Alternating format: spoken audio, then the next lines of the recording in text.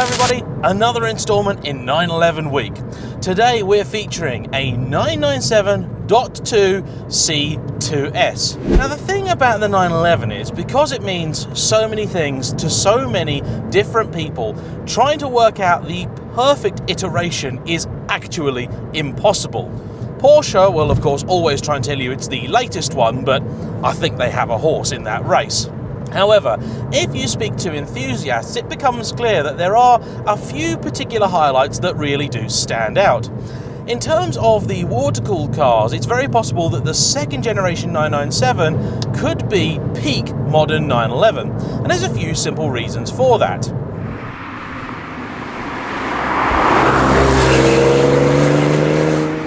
It's based on the 996 chassis, which I love and adore. Although it's officially 997.2, I tend to think of this as 996.4. If you've been in a 996 and you then sit in one of these, everything will be exactly where you left it, and to drive it feels very familiar, and that is only a good thing. The 996 and 997 generation of 911 are one of the most involving cars you can buy at any money. They are absolutely fantastic. However, 996s and early 997s are plagued with the famously unreliable M96 and M97 engine. However, with the second generation 997, Porsche brought in this direct fuel injection engine. The DFI handily cured all of the major headaches that the previous cars suffered from. After this car came the 991.1, and that for many really was a step too far. It grew considerably over this car. The styling is still divisive, but most crucially, the steering was electric, and in their first attempt, Porsche didn't really get it quite right. And so that leaves this very classically styled 997.2 as perhaps the highlight in the modern 911 lineup. Now, this is not the first time that I've driven a 997.2. In fact, I drove one a few years ago on the channel. My friend's other half at the time had a 997.2 C2S, but with the PDK gearbox. And that, controversially, I felt was a little bit of a letdown, because although it is certainly an improvement over the outgoing Tiptronic, the first generation just isn't as brilliant as everybody thinks. It's still a little slow to respond, and compared with the units that are used currently, it's, well, a world apart.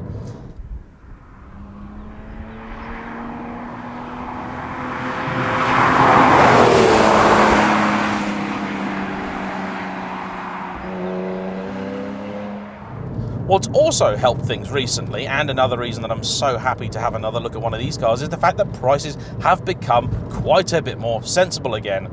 It wasn't so long ago that you'd be paying at least about 50 grand for a half-decent 997.2 of almost any type, whereas now you can pick an early example of a fairly plain spec car with a few miles on it for about 30,000 quid. And I think for a car that performs this well, that's actually pretty damn good value for money. The S has 380 horsepower, up on the 350 odd of the previous generation, and it still likes to rev. It makes its power about 100 RPM earlier, 6,500 versus 6.6, but if you're used to modern turbocharged engines, well, it needs some work to do its best. So much about the 997.2 is just inherently right. All of the controls are brilliantly weighted. The steering is nice. It moves and rides under your hands like proper 911 steering should. The throttle is just about right. The brake's just about right. The clutch is actually pretty light too and fairly easy to actuate, which if you're going to use this car in town, that is important. And of course, you have that classic 911 view out the front. Now, it's not as pronounced as in older cars, and the engine, of course, doesn't make the same noises either. I've never really thought the DFI was anywhere near as characterful as the old M96 or M97 engines, and it's certainly a world apart from the air-cooled lumps, if that's what really floats your boat.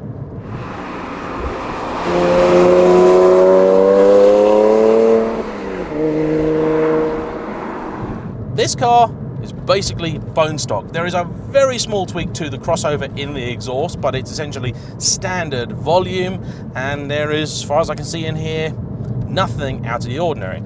Now, there are a few things that I don't like. Number one being this steering wheel. It's nice enough to hold, but it's got no buttons or anything on it. Not that a steering wheel has to have buttons, of course. McLaren get away with it just fine. But it's this styling. It reminds me a lot of the 991.1 that I drove last year, and it's just weird. Fortunately, of course, there are plenty of wheels you can swap it with, and that's easy enough to do. The infotainment system down here is, of course, now a little bit out of date, but slightly less out of date than that in the first generation 997. It's also an absolute joy to be able to look down and be greeted with a bevy of 5 analog dials, which are all nice and visible, something I can't say of the 992's digital items. One of the few options this car has is the sports seats. Now, they're not quite as tight and narrow as those in my 996, but they're still plenty supportive and they are very comfortable. Suspension in this car is also perfectly judged, and this car is delightfully free of any sort of modes. It basically is what it is. And that, I think, is great. It's also a fantastic demonstration of just how unnecessary sometimes those modes can be, because this car is perfectly comfortable, it is perfectly responsive, the steering is the right weight for both having fun and driving around town. The car's sole dynamic adjustment, the PASM active dampers, and my advice, just leave them in comfort unless you're on track. Simples.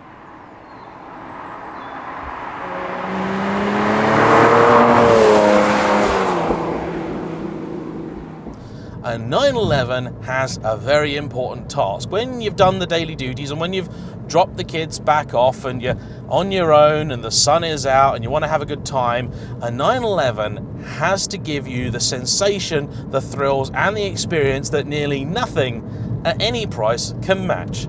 So let's just see if the 997.2 C2S can do that.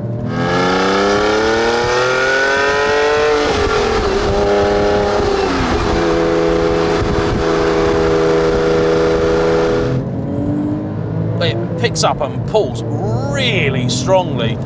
Gearbox is an absolute joy to use, brakes wonderful to modulate, and the important thing about this car, it still handles like a real classic 911. I owned, or well, had on my driveway for a year, many years ago, both a 993 and a 996.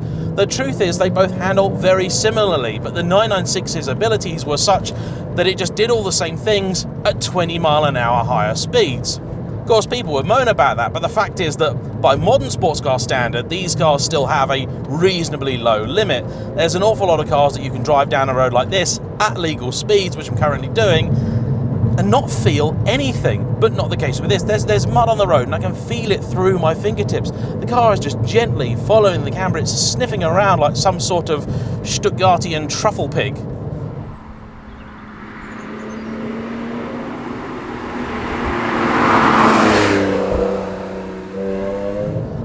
Throttle just beautifully responsive. Now, I'd probably like it to be more vocal, but you can certainly hear what it's doing, and you get into such a groove with it that you find yourself just changing gear far more than you need to, accelerating when you don't have to. Heel and toe in this thing is so easy. Loads of grips with 295 section tyres at the rear, and it's that classic 911 thing. You drive it off the back, you make sure the front's done what you want it to, and then you just decide how quickly you want to go around the corner with your right foot. Now, it doesn't weight up too much. I recall my C4S weighting up a bit more, possibly because of the drive through the front. I'm actually not one of these people that believes that one has to have a two-wheel drive 911 to have the proper experience. I've had plenty of good and exciting drives in four-wheel versions, including down here in a 997 Turbo. But this thing is utterly spectacular, and if this kind of road is your thing, this is all the car that you would need.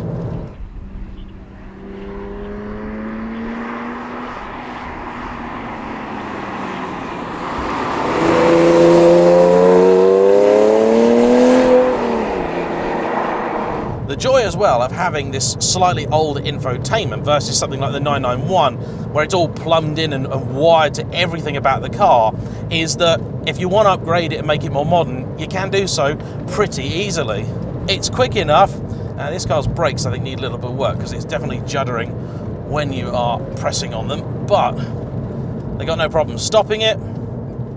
They work well, and it's actually a pretty reasonably refined place. We hit a little pothole there, and the car soaks it up, does well. Then you back off, you relax, and it's fabulous.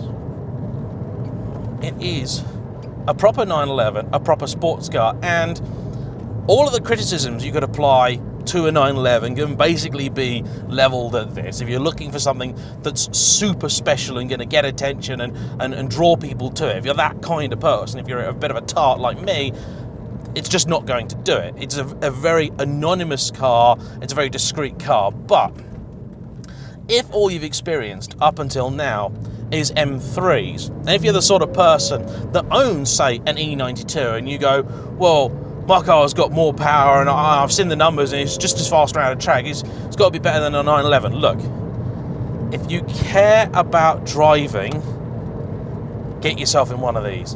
Have a go, because it drives and goes in a way that no BMW, certainly no M3, really does, and it drives in a way that no modern 911 does either, certainly not the 992.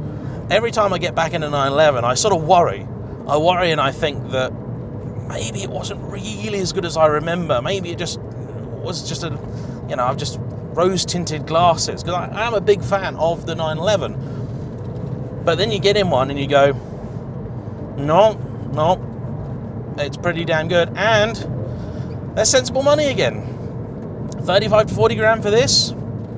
Yeah, actually, in the days of £30,000 Ford Capris, this is actually a bargain, and you get all the benefits of 911 ownership, like a million different specialists to look after it. There's loads around where I live for some reason or another, so running costs needn't be extortionate. Plenty of online support as well, plenty of owners groups, plenty of clubs, all sorts of things. So if you want to do that sort of bit, you can, but if you want to be just selfish, make it you, your car, your favourite road, it'll do that bit as well. Thanks for watching. Please like, comment below, subscribe if you haven't already. Bye-bye.